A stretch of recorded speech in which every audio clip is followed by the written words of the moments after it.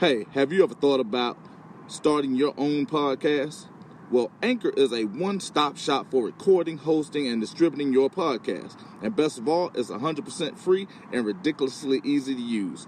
I love it for the simple fact that it brings the sponsors to you. You don't have to search for them, and they distribute it to all the major platforms for you.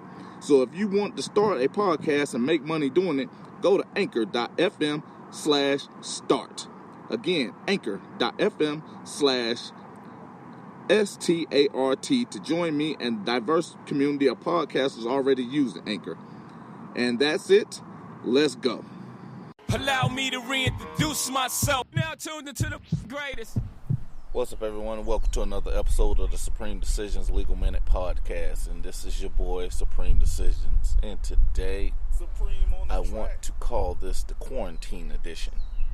Because, the coronavirus has got everybody kind of locked down or confined to singular places for the most part.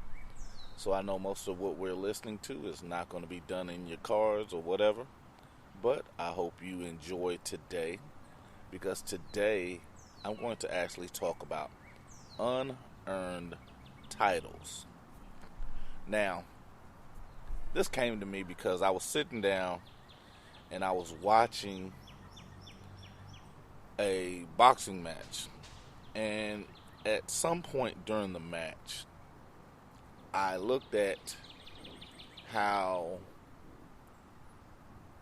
one guy was knocked down. And the announcer spoke about how he had that champion's medal.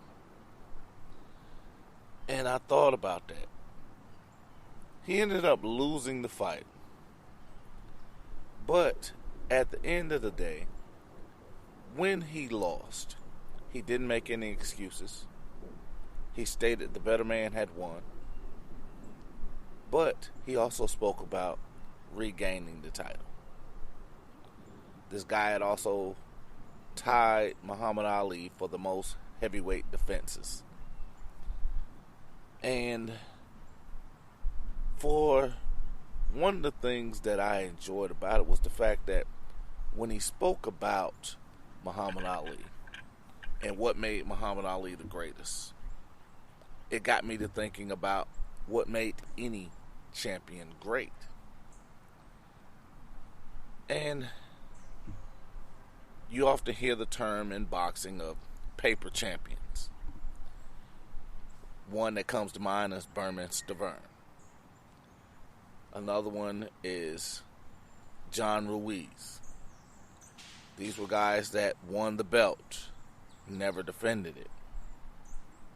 And then that takes me back to my childhood, because a lot of people, it actually might date myself a little bit, but when I grew up watching, I believe it was WCW. It might not be in it back then, but it is what it is. But one of the guys I looked up to wasn't the local guy, Hulk Hogan. It was actually the Nature Boy, Ric Flair. And one of the things that Ric Flair talked about, it wasn't just the Rolex wearing, jet flying, kiss stealing, wheeling dealing, limousine riding. It wasn't that. He talked about, in order to be the man, you have to beat the man. And he often asked, whenever he would lose the titles, can you walk that aisle one more time? Because it's easy to be the predator. It's difficult to be the prey. Things look different when you are the prey. And oftentimes, many people that listen to my podcast, I talk about how the everyday citizen is the prey. I often talk about how when the citizen becomes the predator, how those that have preyed upon them then respond or often react, because they're put into a position where they're being challenged and they're not used to that. And when you look at how a champion, once they're challenged, when you look at how their reaction is, because again, when we talked about Ruiz, he actually knocked Joshua down 4 times. And in my view, Joshua quit. That also said, you know what, Joshua's not made of what champions are made of.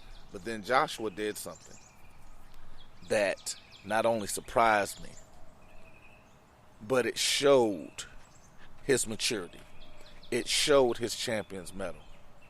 Because Joshua went back, and not only did he do something that nobody thought he could do, which was outbox Ruiz.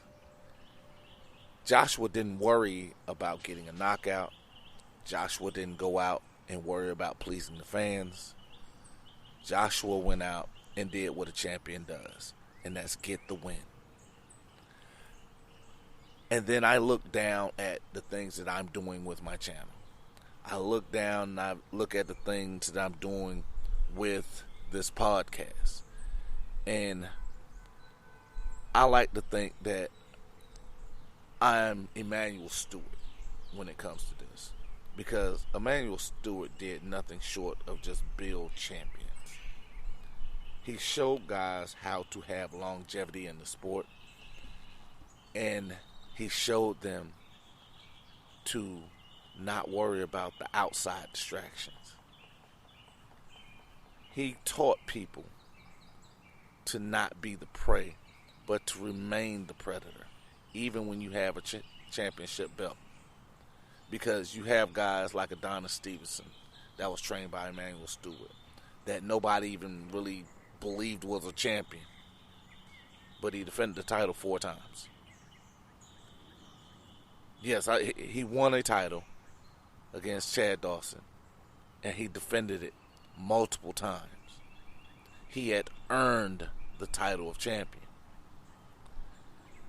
When you look at Anthony Joshua, whenever he lost, he came back and he won the belt. He was able to walk that out one more time.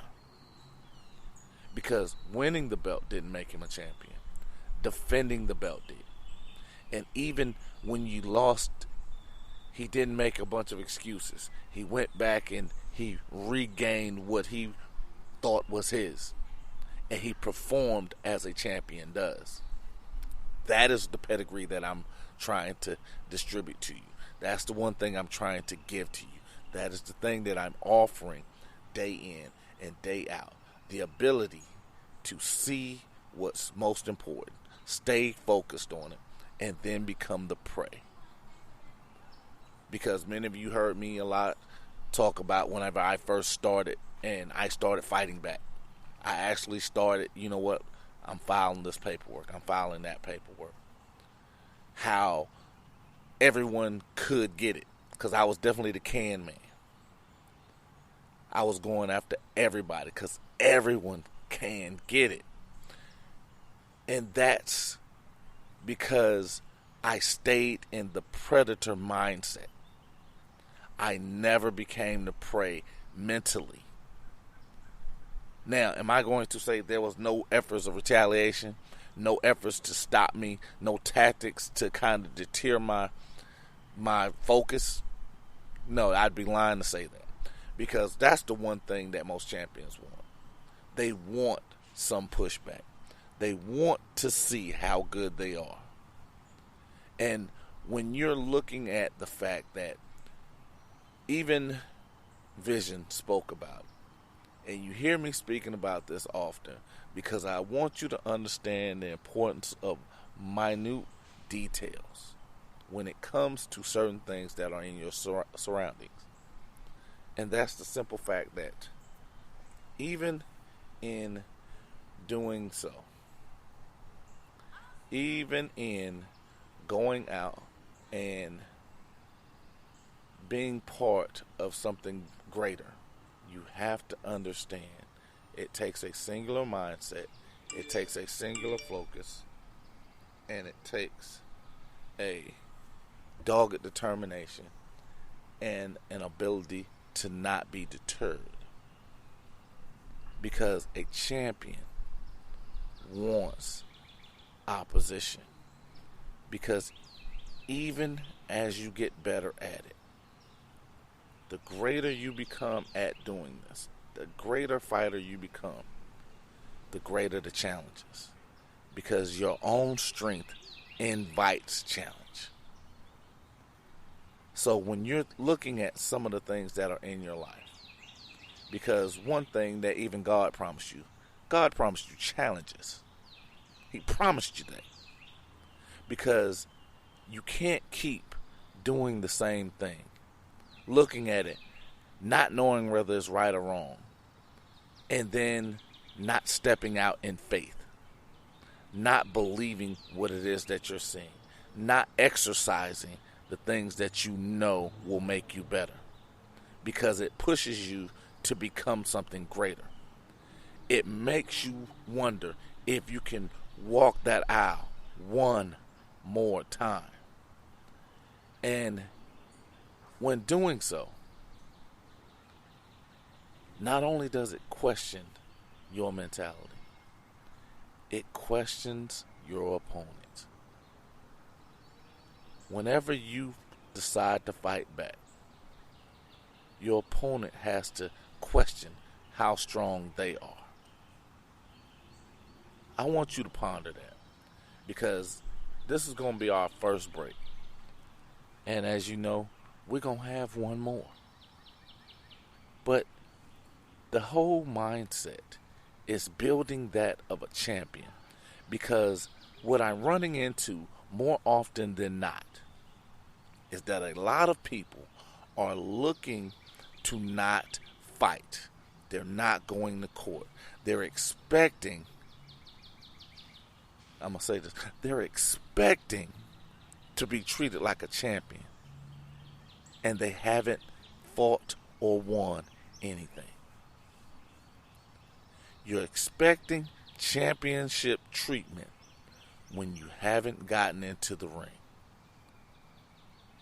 What you have to do is be willing to fight, because just like I tell you constantly, day in, day out, that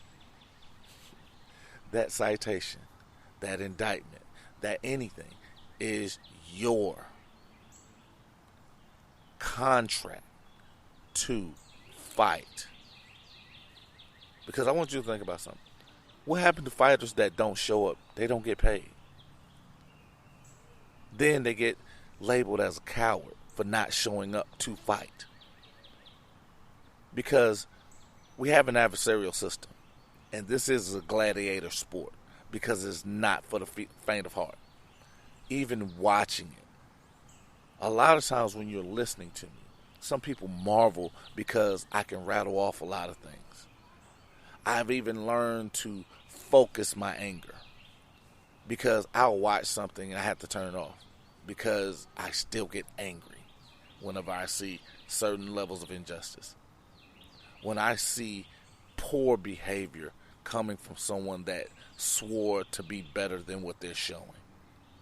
Those are the things that kind of drive me. And I'll often tell people I got a low tolerance for stupid. I have a very low tolerance for stupid. And I'm too fat to run and too stupid to be afraid. And these are things that I learned. And I constantly talk about the nature of the beast. The nature of the beast, the nature of the beast, the nature of the beast. But not becoming that beast. I didn't allow that beast to become who I was, but I had no problem becoming a beast. Do you have a problem earning the title of a champion? Because once you become a champion, a lot of people that call themselves better don't want to face you, because they don't know how good they are themselves. They know they're inferior to you, because they don't want to see you any more than you want to see them. While you'll welcome the challenge, you'd rather not have it. They welcome the revenue. They just don't want you to fight back. That's why they employ tactics that have nothing to do with law. That's why they're expecting respect without giving it. That's why they're calling stupid shit just because they have on a badge and a uniform a lawful order, when in fact it's a Fourth Amendment violation if there is no crime previously articulated. And they want you to believe they're in control, when in fact they're servants until there's a crime. They have no authority, no power other than servitude until there is a crime. And they actually have a complaining witness, an injured party, or something of that nature. Because I was told as a youngster, respect is not given, it's earned. I can't give you a title you haven't earned. I can't speak about behavior you haven't earned. I can't do these things that you're looking for simply because you want them. You have to get down, bite on your mouthpiece, and be willing to... You know what? I'm going to give you a Tupac reference. Because in Juice, which is actually one of my favorite movies, don't watch it very often, but, you know, because you got to take it in, what do you call that, little strides. You can't get a whole lot of juice at one time and get your little stomach hurt. But in Juice, Tupac turned around and he said, you got to stand up, be willing to throw down, and even die for that shit.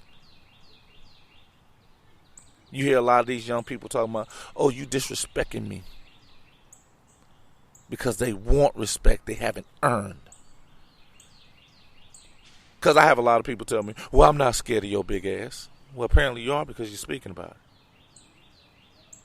Because vision allows you to see that I'm big. I really don't want you scared. Because a scared person will hurt me. I want you confident. Whenever I was sitting up there suing these police officers, like I said, all but two shook my hand. Because it wasn't like they were afraid. But they didn't know how powerful I was. They damn sure didn't know how powerless they were. But they understood that I was ready for this fight. I wanted this fight. I wanted them to leave me alone. Because that's what I was fighting for. To be left alone.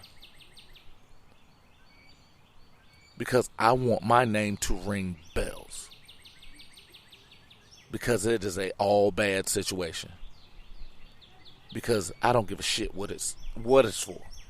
We're fighting. That's my contract. I'm showing up. I don't miss court dates. I don't miss fights. I go out. I bite down on my mouthpiece. I look you dead in your eye and say, may the best man win. And the problem is, I don't think anyone can beat me. Because even in the RICO case, I even told my brother, the only way they can beat me is if they steal it from me. And I don't think they can do it. I didn't even think they could steal it from me. But as usual, did I have any doubts? Abso-fucking-lutely. I had a lot of doubts. I had a lot of moments of questioning myself. But it's not unlike any other championship fight. I had a worthy adversary. They hit me in the face with a great shot. They won the round. They had me staggered.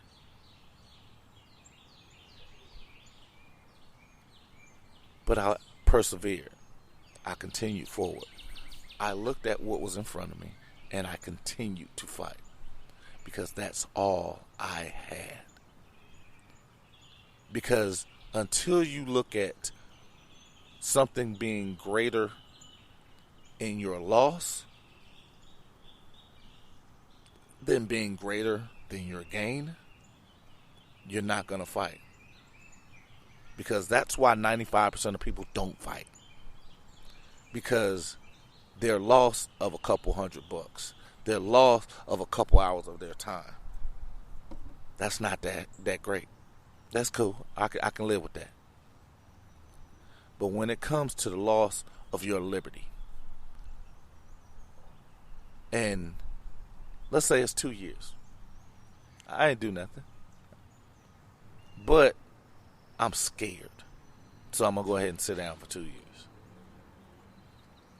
But here's the long part of it. Now, when you go out to get an apartment, you're a criminal. When you go out to get a new car, you're a criminal. When you go out to get a job, to work for someone else, you're a criminal. When you start doing your own thing, you're a criminal.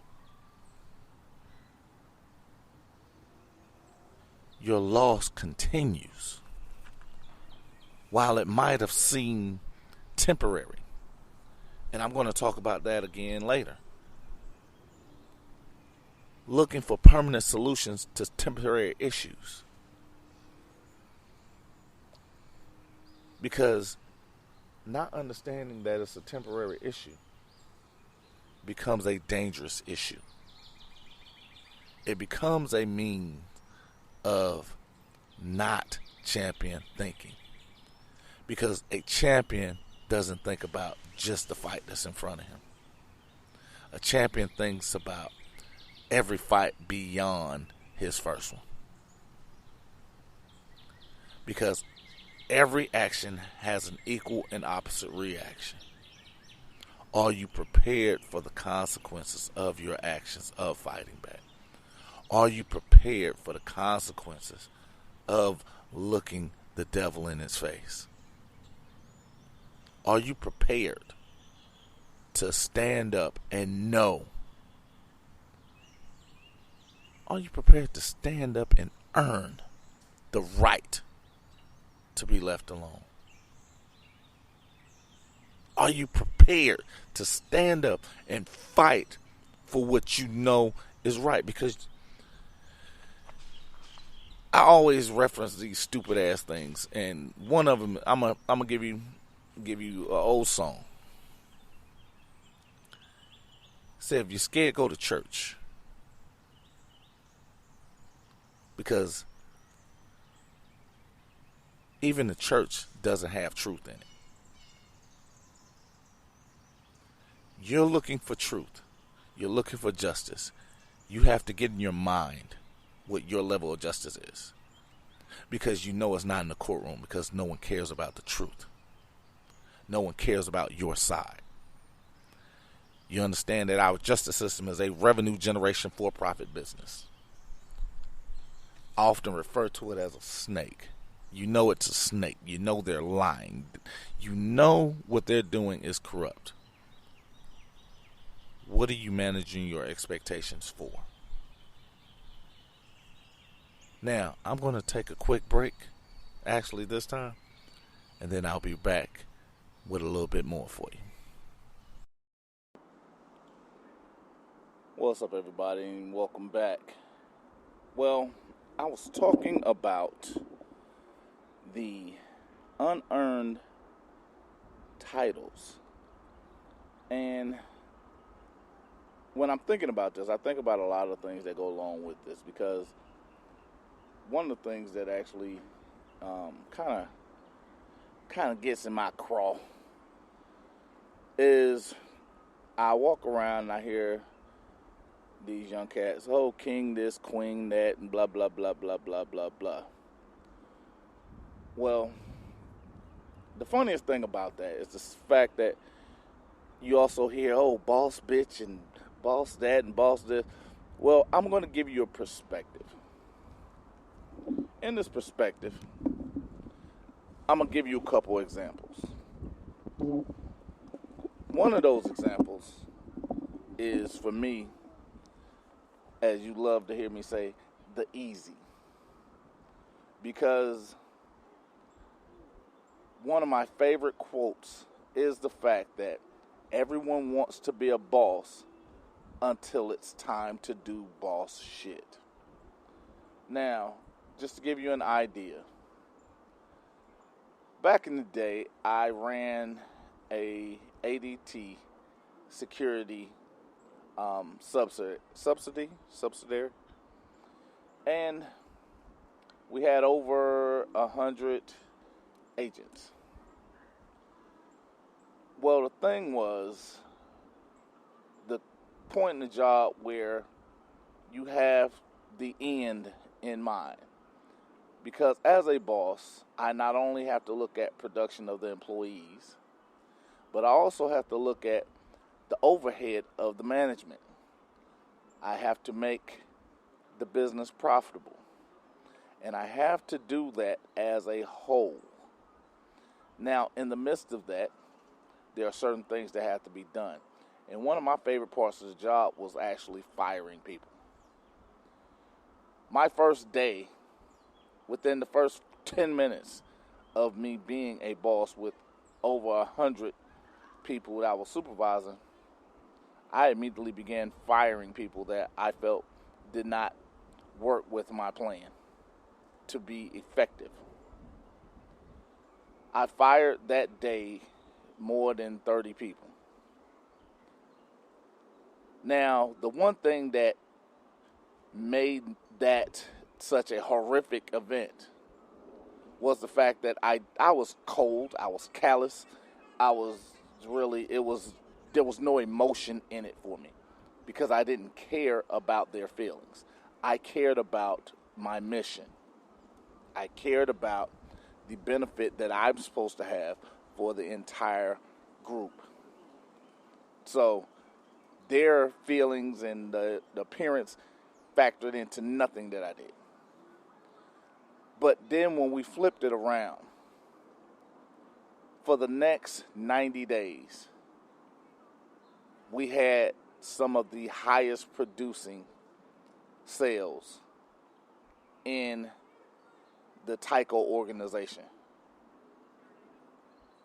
We went from being a mediocre company to one of the top companies or subsidiaries for Tyco in a matter of 90 days with less people. Because it was time to do boss shit. When I talk about the things of being king, one of my favorite quotes is, everybody wants to be king until it's time to do king shit. Another one of those quotes I like is the fact that sometimes a king has to show a peasant why he's king. And those are the things that make champions.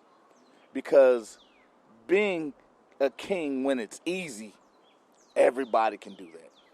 Everybody can run around and give themselves a title of king. But when it's time to come and do king shit, that's where the separation is. That's where the difference is. That's why everybody that was walking around wasn't a king. That's why every woman with a vagina was not a queen and still isn't. Because those titles were earned. There had to be some type of sacrifice that was done for that position to be open. There had to be some type of battle that took place for that king or that queen to take the crown. And notice I said not given. They took the crown. Because it had to be earned. And that's why you say, the reason why I can't say in the given, because respect isn't given, it's earned. The crown isn't given, it's earned. The titles should not be given, they're earned. Because I'm going to give you a couple of examples. Because Miss Betty Shabazz, Malcolm was a king. You can't replace a king. You can't put a jester on the throne and call him king. Vanessa Bryant will never find another Kobe because Kobe was king, and you'll never replace a king.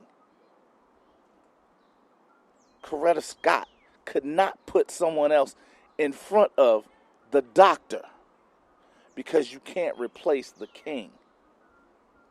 Giving someone a title does not make it so. That's not a fake it till you make it. You either are or you aren't. And everybody isn't. That's why I understand the mentality. The war is for the mind, which is why 90% of the tactics that are used are not physical, they're mental. I was told when I played football and basketball, the game isn't physical. It's 80% mental. And if the majority of what you're doing is the fighting of the mind, you have to condition your mindset to be greater than what it is right now.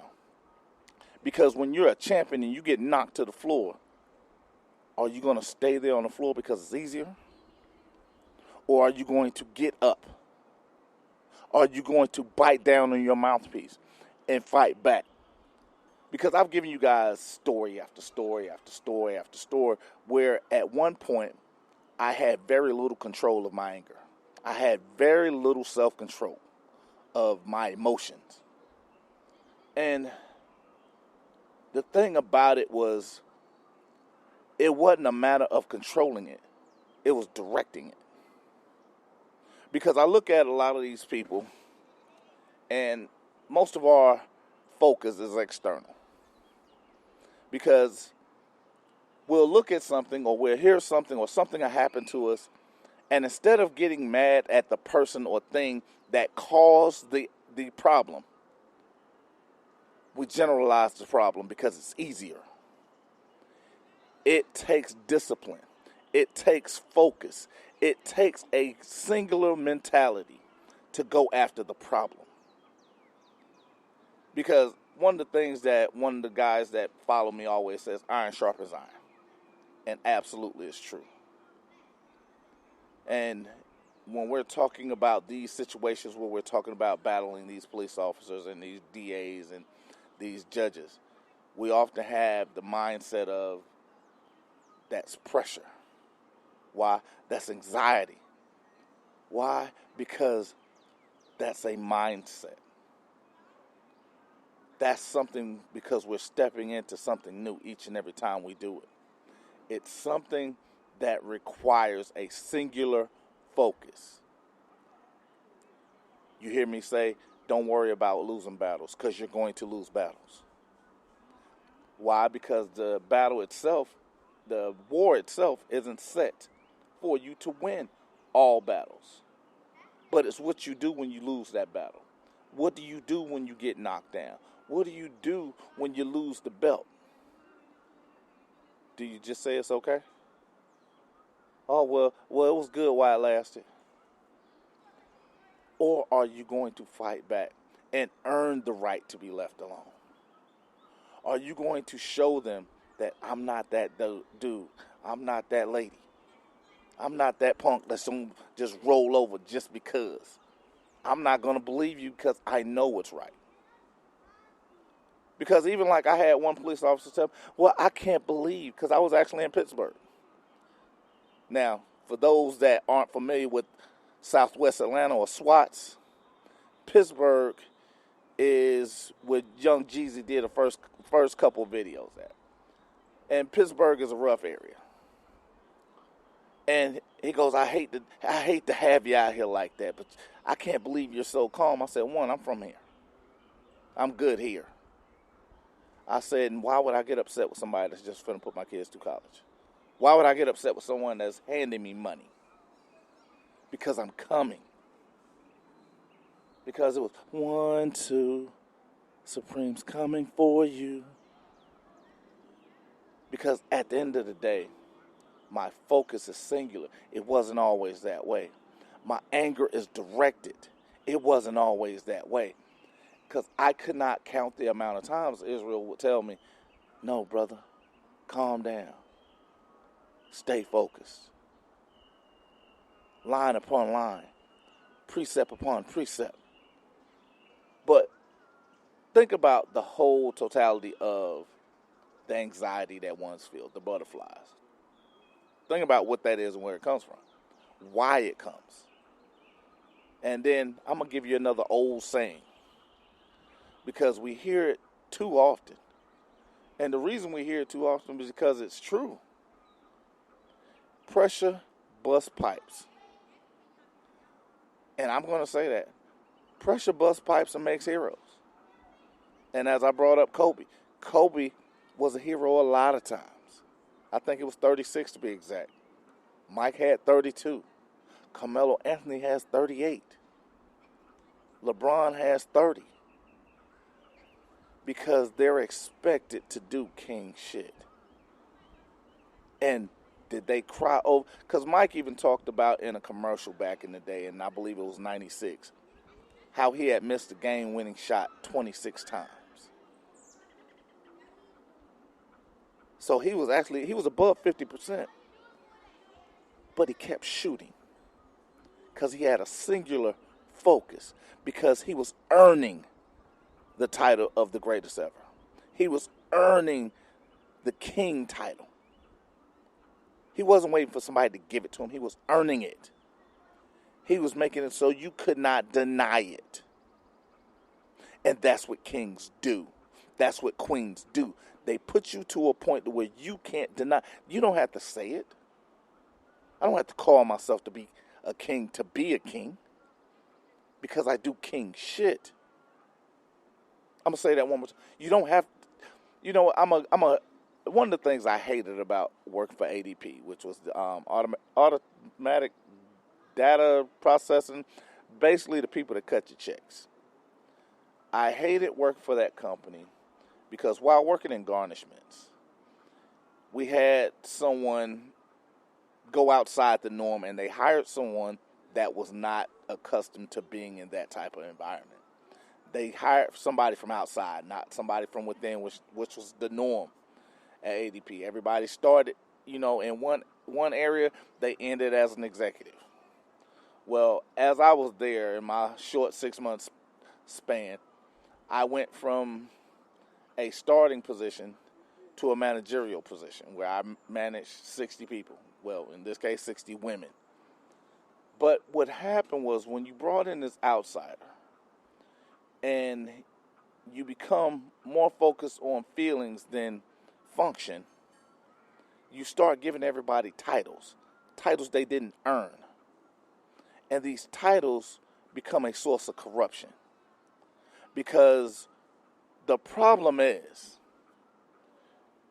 when you have someone in a position they don't deserve to be in, or even know what that position is, or even understands how that, or what's that position entails, you create a source of chaos.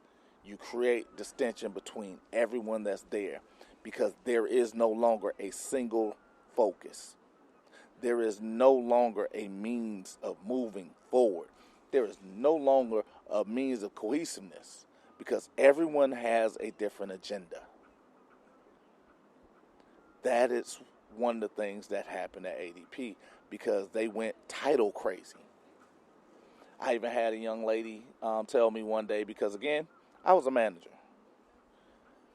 I had another young lady that was above me. She was my direct manager. I had a direct job and a direct expectation from my manager. Somewhere in the midst of all this fuckery, this young woman took it upon herself that she had this new title, so she was going to attempt to instruct me on how to do my job. And my tee to her was, which was very loudly, was, bitch, we make the same amount of money. You are not my boss, and my protocols have not changed just because you got a new title. And I sat down and I continued to do things, or business as usual. Because just introducing something to someone does not make it so. Just telling somebody something to cuddle them and keep them quiet does not make them better. Because if I call you a king, are you prepared to do what kings do? If I call you a queen, are you prepared to do what queens do? Now, I know a lot of this seems to be kind of off topic today of the norm. But I want you to understand, in the last third of this, I'm going to give you the tie-in.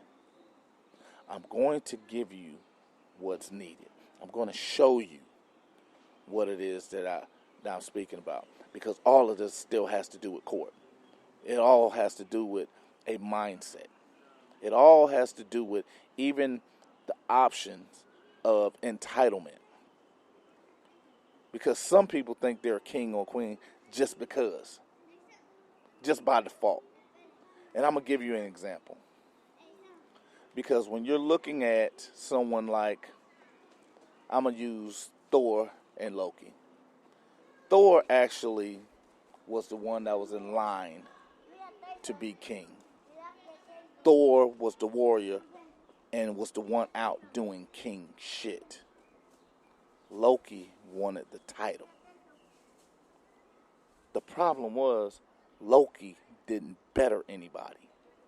Loki wasn't for doing something or making sacrifices for the betterment of the kingdom. Everything that Thor did was for the protection of others and the betterment of the kingdom. Because his whole mentality was Asgard, Asgard, Asgard. Because he went out to do king shit. He had earned the title of king, but he didn't want it because he did not need it. Because even when his father passed, no one questioned Thor as king. Although Thor never became king. He never accepted the title of king. He was recognized as a king because he did king shit. And Loki, several times, did fuckery to become king. People looked at him as king. But when they looked at him, they didn't see a king. I'm going to say that one more time. Loki did everything he could to become king. But nothing he did made him king until he became someone else. And they looked at him as a king until they saw Loki.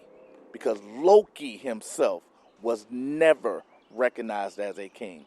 Because Loki himself never did any king shit. Even trying to take a title, he could not be recognized as one because he hadn't earned it. And when we're talking about, again, this anxiety, these mindsets, it brings to mind pressure bust pipes and makes heroes. Pressure also makes diamonds. Everybody doesn't wear real diamonds. Got a lot of cubic zirconiums running around out here. That's why you have rare diamonds. You don't have rare cubic zirconium. Everybody can get their hands on cubic zirconium. Everybody can't touch real diamonds. I want you ladies to think about that. Are you dealing with a dude that's getting you cubic zirconium? Or are you dealing with a dude that's actually out here putting real diamonds on you? Is he creating an environment where you're better because he's there? Your situation's better because he's there. And even if it's temporary, was there a change while he was there for the betterment? And that's the question that most of us cannot answer because we don't want to. Because we've given someone a title that can't live up to it. We look at others or our externals for something that can't be given to us by the person we're exalting. We have, I call it expectation management. Because when you're dealing with certain idiots, let's call it that. If it's them or is it you that's better? Because I look at a lot of interior situations. And the one thing I had to do as I've gotten older is manage expectations. Because I understand looking at something doesn't make it so. Because even when Loki became Odin, he looked like a king. But when it was time to fight, Loki disappeared 90% of the time because he wasn't prepared to do what Odin did to become king. He wasn't prepared to do what Thor did to become king. Because being king and sitting on the throne is one thing. But when you're getting off that throne to keep it, when you're getting up off that canvas to show them, even Ali told you, I'm going to show you how great I am. I'm going to show you. Because I even tell people, I said, most people don't even think about the last 3 losses of Muhammad Ali's career. Because everybody knew he was fighting for money. The reason he continued fighting was so he continued getting a check. Most people don't even realize the greatness of Mike Tyson. Because even after his last few fights, he was a sideshow. Because he had already did the king shit. Their expectations changed of him. When you look at these athletes, when you look at these other people, and you're looking and you're you know what? Even Michael Jordan, most people don't even talk about anything after that shot he hit in Game 6 against the Jazz to win the series and his 6th title. They forget that he played another 2 seasons with the Wizards, the team that he owned. You know, some king shit. I can't expect better unless I'm willing to get down and sacrifice. He sacrificed his time. He sacrificed his energy. He even sacrificed a few dollars. Not only so he could be better, but to make those around him better. Mike Tyson now spends time going around the country making others better. King shit. Muhammad Ali still influences greatness because he set the bar for challenging others. He gave you something to look forward to. These people cannot be replaced just because.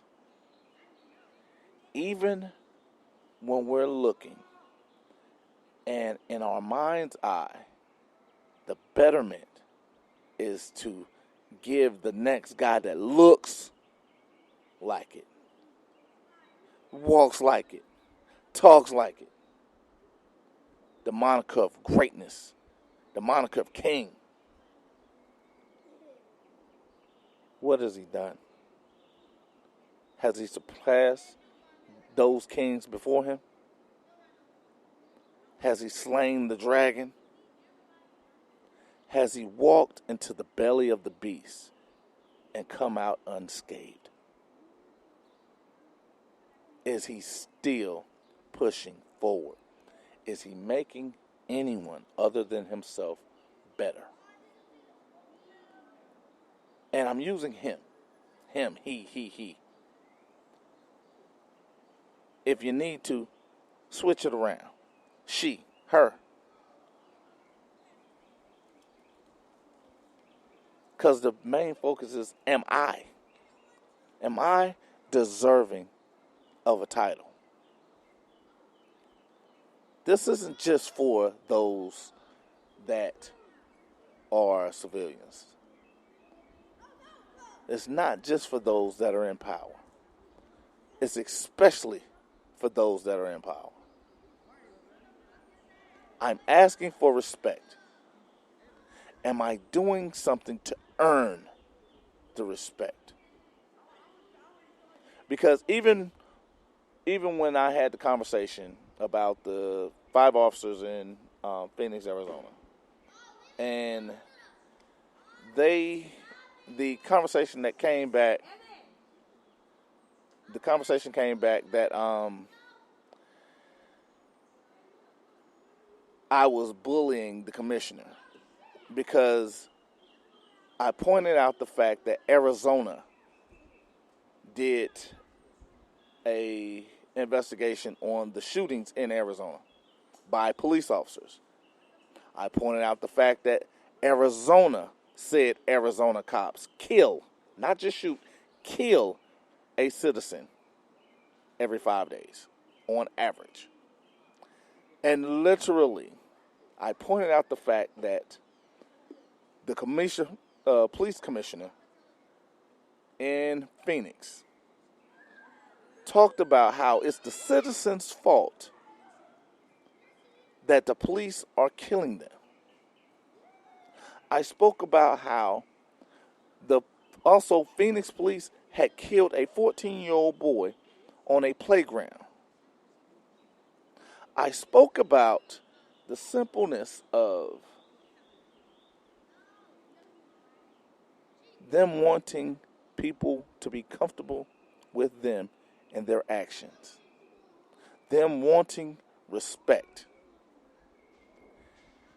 And the great part about that is I asked a question. What is it you are doing to make people comfortable around you? What is it that you are doing that is respectful?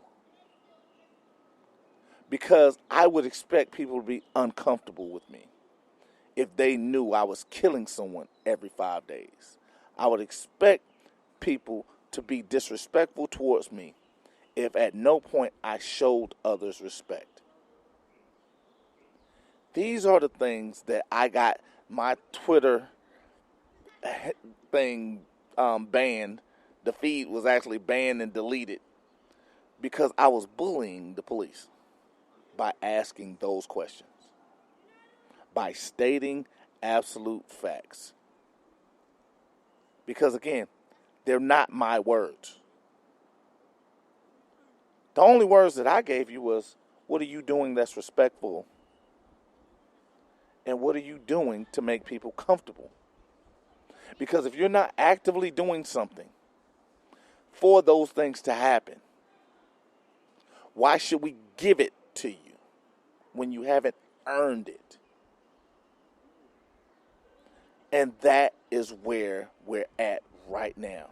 You're wanting something and not earning it. You're in a means of, you know what? I'm actually getting ready to go to this last break. Because when I'm looking at this and I'm listening to it, it actually sounds like bullshit to me too. Because I can't tell them I went to work and not actually go to work and expect pay. I can't tell you that I've done 50 push-ups and then you look at me and be like, this motherfucker, unless he's talking about eating 50 of them, he ain't nowhere in the hell he did that. Did he do one push-up a day for 50 days? Because you're going to want clarity. Why? Because none of my actions reflect my statements. Because I'm not doing anything to earn that. And that's where we're at. And whether it's in law enforcement, whether it's a public servant behind a damn desk that's in a courthouse, whether it's a prosecutor that gets to cherry pick a case because what they're doing is dealing with revenue and not law, or if it's something as simple as a clerk in a convenience store. Why should we give you something that's not earned? Why should we okay the behavior if it's not something that's conducive to the benefit of all they're supposed to affect? Or why, if it's not conducive to all that it does affect? So I'm going to leave on that for just a second for our last commercial break. Ponder that a moment, will you? And I'll be right back.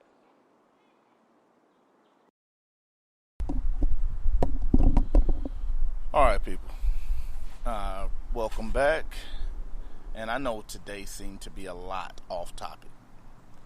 But the reason I felt this episode and even the means of how I'm delivering it today, why I felt it was necessary, was because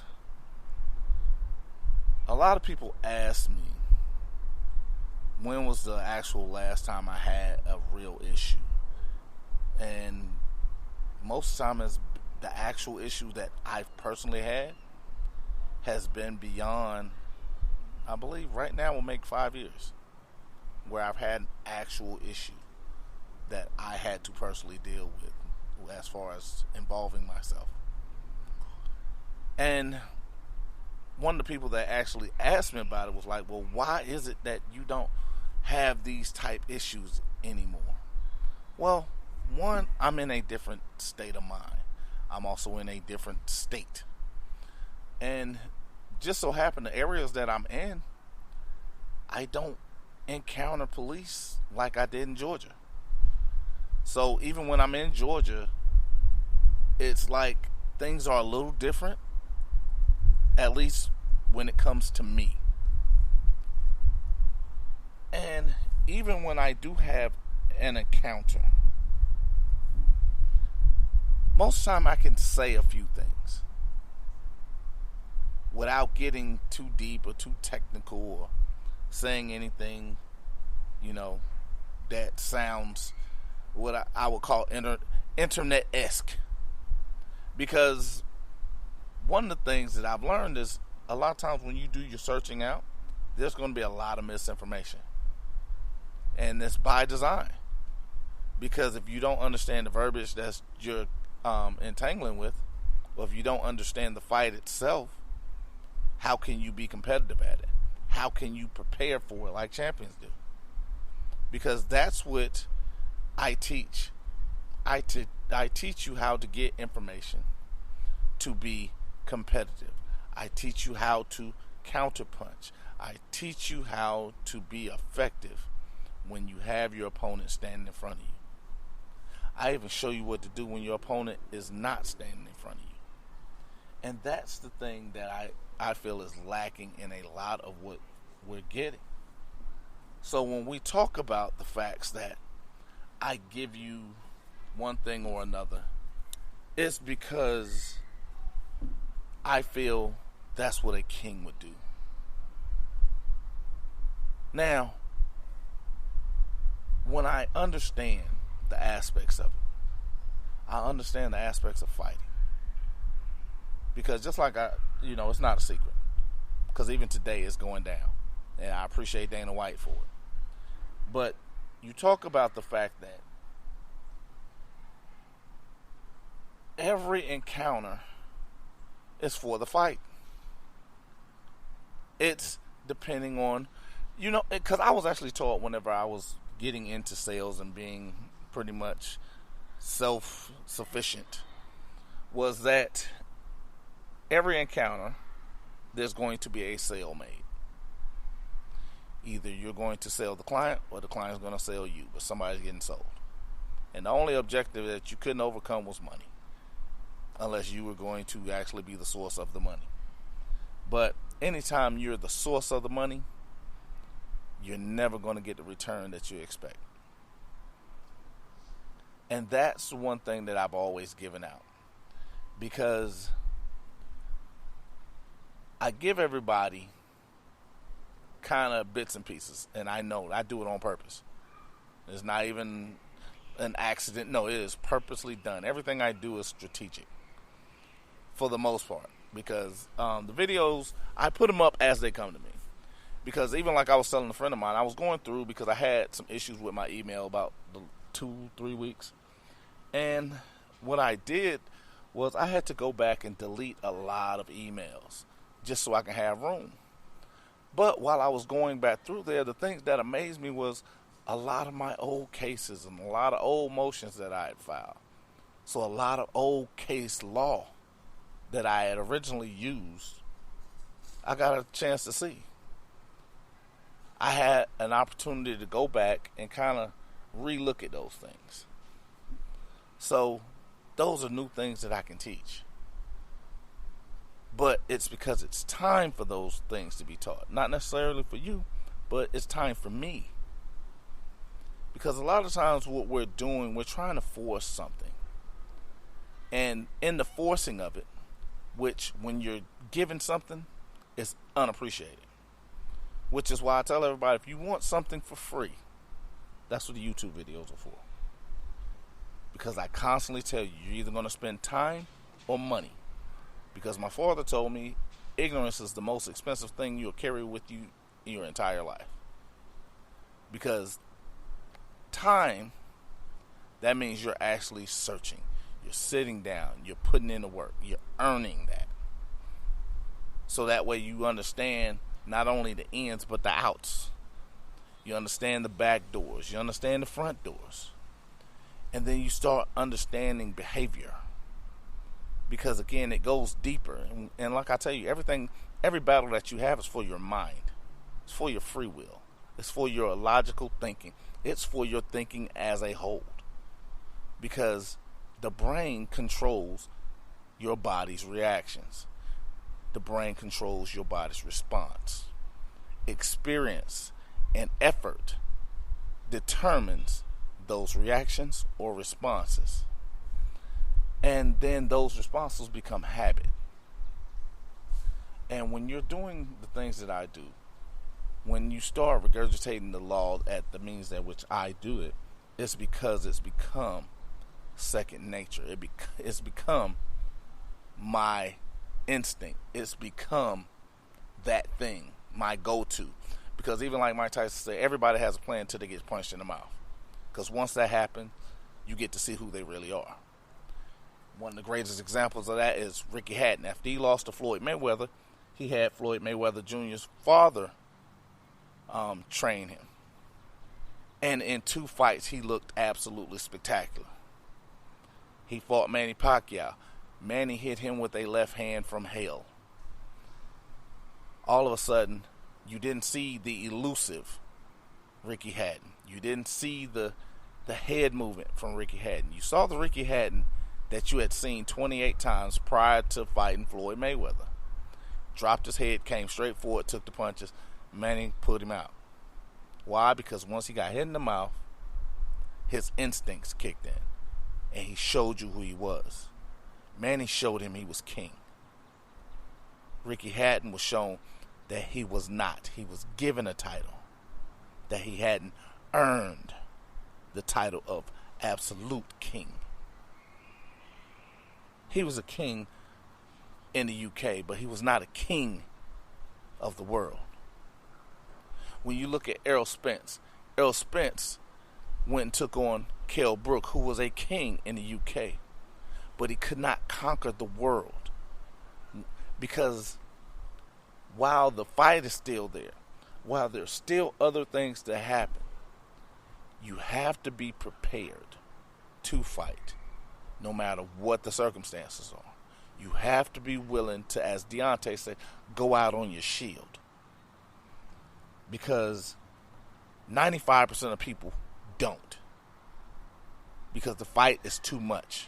But if you decide to, you can't get a little bit pregnant with this.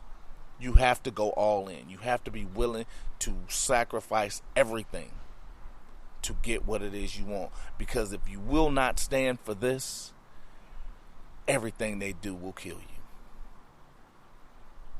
Whether it's metaphorically or actual. You're going to walk into something that creates a life that you don't want. It's going to allow them to believe the things that are being done are okay with you because you're not telling them it's wrong. You're not standing up against what is wrong. You're telling them, yeah, you keep that title. You keep that respect. I'm going to give it to you because I don't want to make you earn it.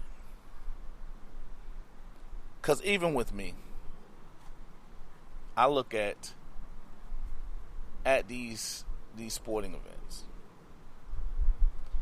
And I sit down, and the one thing I always tell people is when you see that dominant athlete and you see them get manhandled, or you see them actually take a loss after a long time of not taking one,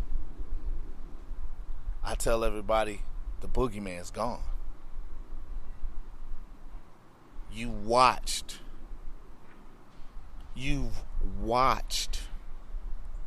people go into court and sue these police officers in their personal capacity and win. You've watched people across the country stand up and say, you know what, I'm not going to keep doing this dumb shit. I'm not going to keep accepting this. But still you question the validity of it. You wonder if you can do it. You wonder if it's true. What you have to then understand is the fact that, yes, it's true. But you have to be willing to walk through the fire to get it. You have to be willing to sacrifice. That's why I tell people, and I constantly tell people, and I literally had to tell somebody this shit yesterday. If you are afraid, don't waste my time. Don't waste yours. Because I don't deal in fear. Because here's the one thing that I know about champions. Here's the one thing I know about kings and queens. Here's the one thing I know about bosses. Courage is not the absence of fear. A boss, a king, a queen has a goal and a plan to get there. And their sacrifices are not for none. Because the goal, the mission, is what matters. How you get there, that's irrelevant. It can be from point A to point B, but you might have to have point A2, point A9, but you get to point B, period. Because one of my favorite lines in the movie was like, said, well, what's your plan B? He said, my plan B is enforcing plan A. Because the one thing that we learned, even going through the RICO trial, was the fact that you can't change the plan. Because the second the plan changes, everything else changes. The strategy changes. The responses changes. The things you look at, the things you do, the things you will accept, your sacrifices change. And that only does not just affect the king, the queen, the boss, the champion.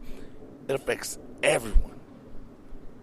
Because one of the things that I love, again, about boxing is I loved Pretty Boy Floyd. I also loved Money Mayweather. Same dude, different personas. But I want you to understand, Pretty Boy Floyd was a guy who went out. I watched him in the 96 Olympics. This guy's hands was incredibly fast. He let him go. He was aggressive. He was focused. He beat Arturo Gatti in highlight fashion. He then understood the importance of his kingdom. He understood the importance of his legacy. He understood the importance of winning. Because everything that he did didn't just affect him. It affected everyone that it was in his kingdom. It affected his wife. It affected his life. It affected his children. It affected his parents. It affected everyone that was near him. Because, like him or not, Floyd did king shit.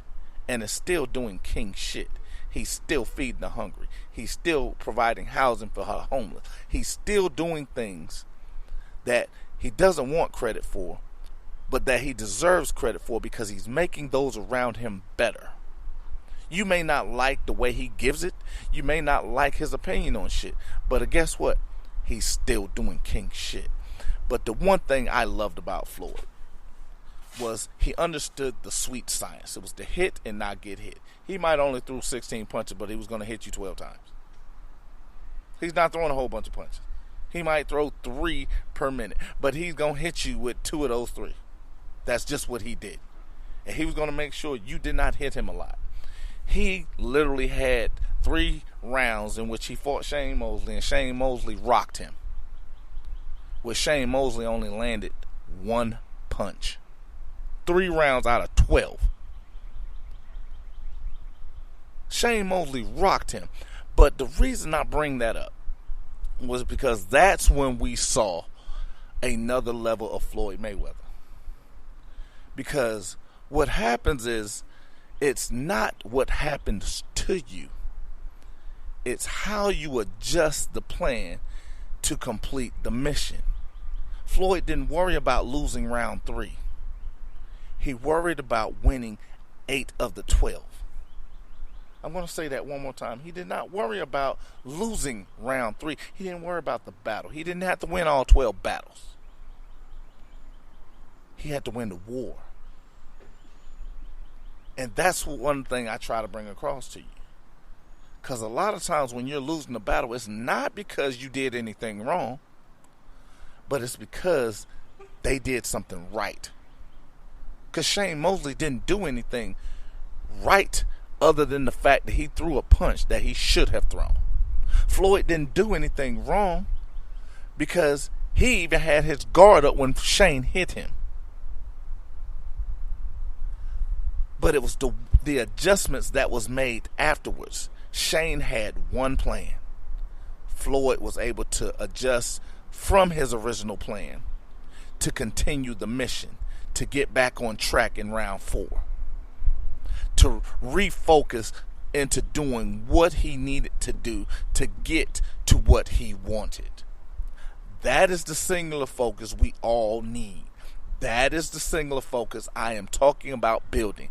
That is the earning of kingship. That is the earning of queenship. That is the earning of the respect that you desire, you want, and deserve. But it starts with you doing things that make it respectful. That starts with you doing things that make you a king. It starts with doing shit that makes you a queen. It's not giving anything. Because Shane Mosley didn't give Floyd Mayweather shit. He gave him the fight he wanted. He gave him something that forced him to be something better. That is what we wanted to see. When you look at these outsiders and you start handing out titles, there is going to be letdown because somebody's mental is not equipped for the expectations that are laid at their feet. It's the reason kings are kings and queens are queens. And I had a friend of mine down in Miami, Florida. And he actually listens to the podcast, so you my boy, still fuck you. How about that? But we were having a conversation one day because at one point he worked for me. That's how we met. I was an employer. But then years later, he left, came back. I was in a position where I wasn't happy where I was at, and he was like, "Hey, come work for me for a little while, blah, blah, blah, blah, blah, blah, let's kick." Okay, cool. So in the midst of working for him, he comes up and he has a $5 million commission. And I'm like, damn, dude, that's what's up.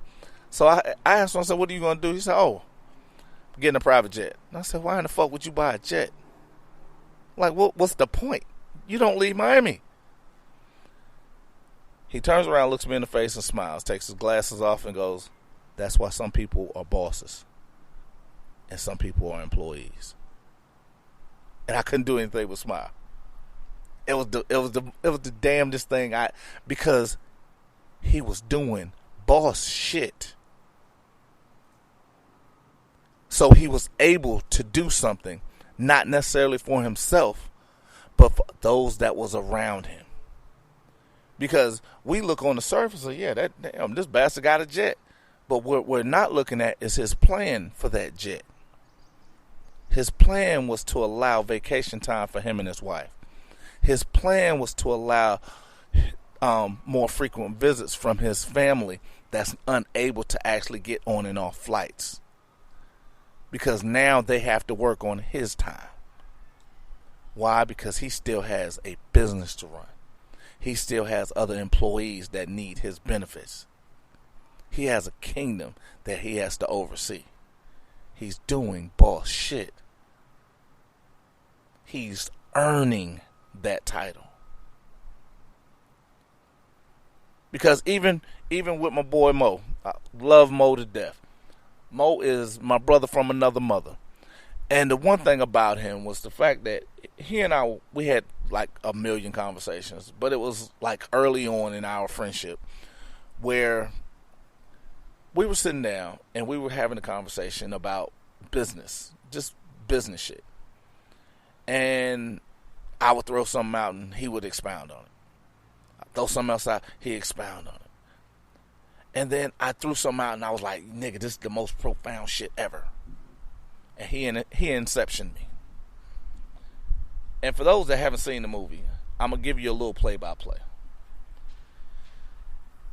Leonardo DiCaprio was in this movie called Inception. Inception is a phenomenal movie because it goes into the depths of the mind. And the mind concept of those that are regular and those that are extraordinary.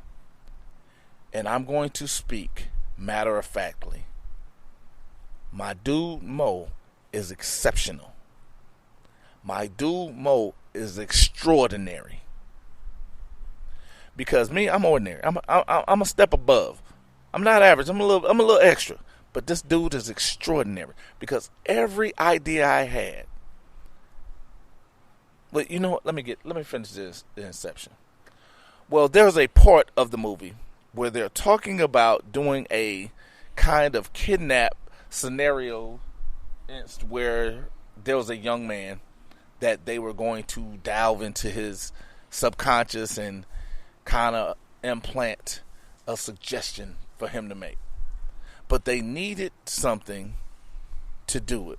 And Leonardo DiCaprio and his guys goes, okay, we're going to have to bribe the crew. We're going to have to get up top, and we're going to have to do this, and we're going to have to do that.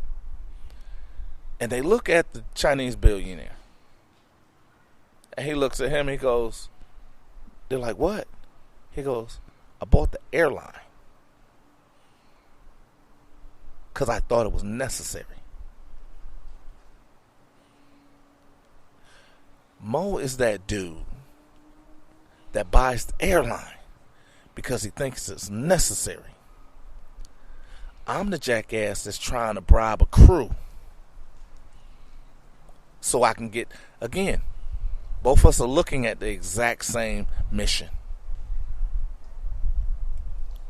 Both of us have two separate means of getting there. Both of us have two separate levels of getting there. Because both of us have two separate ideas of what there is.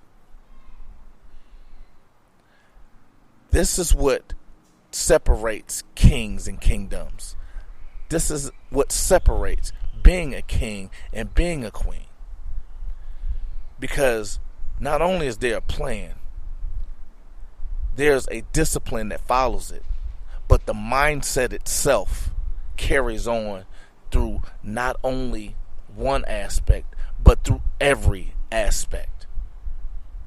That's the separation. That's the difference. Mo has earned the right to be king. I have earned the right to be king. I look at some of these other people that are out here, because at the end of the day, I don't give a shit if you respect me or not. I don't. Because when we're talking about it, there's a means where you cannot respect the things that I do. There's a means or a conversation that can be had that does anything other than separate me from everyone else that believe they're doing this. Because I told a friend of mine, because they were like, oh, well, watch this, watch that. And I told him, I said, hey, don't post other people's shit on my page. I appreciate it. And he goes, well, oh, no, I wasn't doing disrespect. I said, I didn't think you were. Because again, it's about building. But the simple fact is, yeah, they might have more subscribers, might have more views. They're still not giving it to you the way I'm giving it to you. They're still not breaking it down the way I'm breaking it down. They still haven't had their life on the line the way my life has been on the line. They haven't looked at the belly of the beast the way I have. Because I've been there, done that, bought the t-shirt, brought it back, got me a pair of pants. Do I knock anyone else? Hell no. But at the end of the day, there can be no questions. There can be no left on the outside looking in or being something other than what I am. Because at the end of everything, and I'm going to give you a scar, all I got are my balls and my word. And I'm not breaking it from anyone. Because what I'm doing is I'm doing me. What I'm giving you is something that I went out and got. I've earned it. And just like I told the district attorney, because they do the same thing that these trolls do. They want to bring up my past. Oh, he's a bad person. He's a criminal. Yeah, I am. They're not lying. I am. Career criminal. Appreciate it.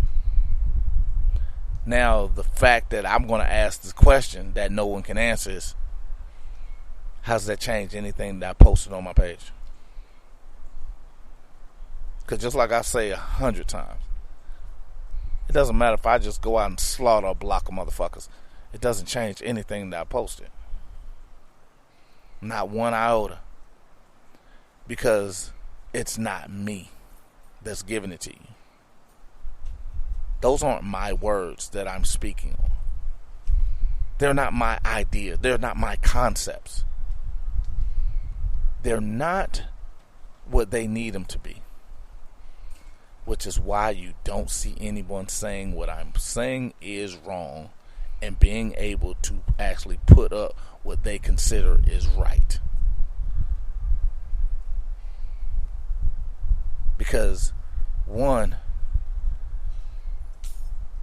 a lie don't care who tell it. But you can't argue with the truth. You can't argue what's written. And when I say you can go to any library from UTEP to Utah, look in their law section and look up the things I'm giving you, because just like I told this jackass that came to me the other day, oh, well, that's sovereign citizen crap. Okay, where's the sovereign citizen crap at? Because I got that from Harvard Law. Yeah, that's actually a page from Harvard Law Review. So are you saying that Harvard Law Review is teaching sovereign citizen crap? Because are you saying that the Supreme Court ruled on sovereign citizen crap? And then he went to change the narrative. No, let's stay focused. Because your words were this. Because, like I always tell everybody, you can't argue against yourself. What I'm giving you, what I'm doing, is whether you want to give it to me or not, is earning. When you get that summons, you have to earn the right to not be there. I'm going to say that one. When you get a summons, you have to earn the right not to show up in court. You have to earn the right for the police to leave you alone and not give you a citation. You have to earn that right to be able to even speak to the judge. You have to earn that. And the problem is, most of us want something we haven't earned. We think not showing up is going to get us the result we're looking for. When the problem is, it creates a bigger issue. It exacerbates the entire issue in its entirety. Because if we're not going to face the pressure, we can't be a king or queen. If we're not going to force the respect, we can't expect them to give it to us. Just like we don't give it to them, they're not going to give it to us. You have to stand up, bite down, and be ready to die for that shit. And like I tell everybody, I'm from the Tupac school of killing. Because I want to kill you breathing. I want to take everything you believe you love. I want to give you the singular focus that you're looking for. Just because I don't give it to you right now doesn't mean it's not coming. And the motherfucker that listens to this podcast, they know who I'm talking to. I don't have to say it. Because every day, every night, I'm calculating. Remember, Law Abiding Citizen was one of my favorite movies. He put together a plan that expound years. I'm putting together a plan that's expounding years. I don't need to execute my plan right now. But know that there's a plan. Know that I'm going to show you that I'm king. Know that I'm going to be everything you think I am. I want you to know that I'm going to earn everything that you want to give me. Now, I'm going to wrap that up for today. I'm going to be dropping another podcast shortly. And I do appreciate you guys. I love you. Thank you for the support. Monthly of 99 cents, $4.99 or $9.99. And it's going to be on the first of every month. And you can actually do it with your credit card or Apple Pay. Or I believe even PayPal. So don't forget to support the podcast. Don't forget to keep donating to the channel to continue the growth of the channel. And today I'm a little laid back, but it's going to come. I'm going to give you something. And I'm going to give you some Supreme Court cases. I'm going to give you some talks. I'm going to give you some of what you pay me for. I appreciate you guys. I love you all. Thank you. And until next time. The shaking colossus. I'm going to show you how great I am.